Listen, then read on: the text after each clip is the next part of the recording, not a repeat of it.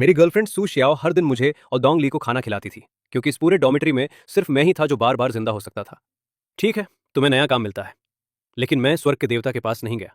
अपनी गर्लफ्रेंड के साथ रहने का मौका पाने के लिए मुझे खुद को बार बार मौत के हवाले करना पड़ता था। किंग आ गया, जल्दी मीट शील्ड आगे करो, बचाओ। निकम्मो, अब 30 सेकंड भी नहीं टिक सकते। जल्दी मुझे रिवाइव करो, वरना तुम्हारी गर्लफ्रेंड को पैसे नहीं मिलेंगे। हर बार जब मैं मरता था, मैं एक ऐसे नर्क में पहुंच जाता था जो राक्षसों से भरा हुआ था। वहां से वापस असली दुनिया में लौटने के लिए मुझे पोर्टल ढूंढना पड़ता था। लेकिन रिवाइव होने की ताकत के अलावा मैं बस एक साधारण इंसान था। मेरे पास कोई खास वैल्यू नहीं थी, कोई किंग पावर नहीं थी। इस दुनिया में असली ताकत उसी के पास थी जिसके पास किंग सिस्टम था। लेकिन इस बार नर्क में मैंने गलती से एक चींटी पर पैर रख दिया, और तभी मेरी किंग वैल्यू अचानक 10,000 बढ़ गई। उसके बाद और भी ज्यादा मॉन्स्टर प्रकट होने लगे। मैं भागते भागते आखिरकार पोर्टल तक पहुंचा। जब मेरी आंख खुली तो पूरे डॉमेट्री को मेरी अनजानी शक्ति ने तहस नहस कर दिया था। तब मुझे एहसास हुआ, शायद वो नर्क मेरी पुनर्जन्म की सजा नहीं था, बल्कि एक ऐसी जगह थी जहां सिस्टम मेरी असली ताकत छिपा कर रखता था। हालात और बिगड़ गए जब मैं 37वीं मंजिल से नीचे कूद गया।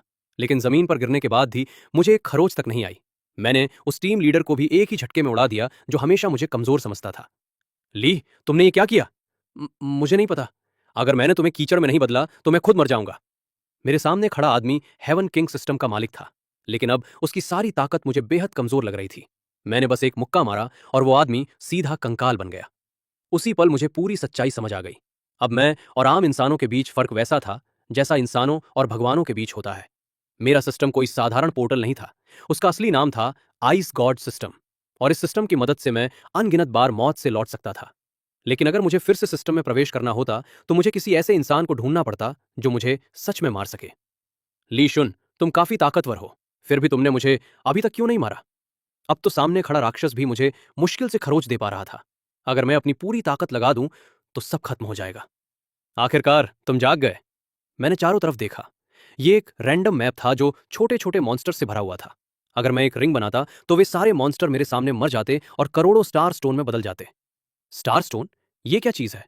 मैं उस ड्रॉप आइटम को ध्यान से देख ही रहा था कि अचानक मेरे किरदार के चेहरे पर एक नीली रोशनी चमक उठी। जैसे ही मैंने स्टार स्टोन को उसमें लगाया, मेरे दिमाग में एक नई शक्ति उभरी। Hand of death.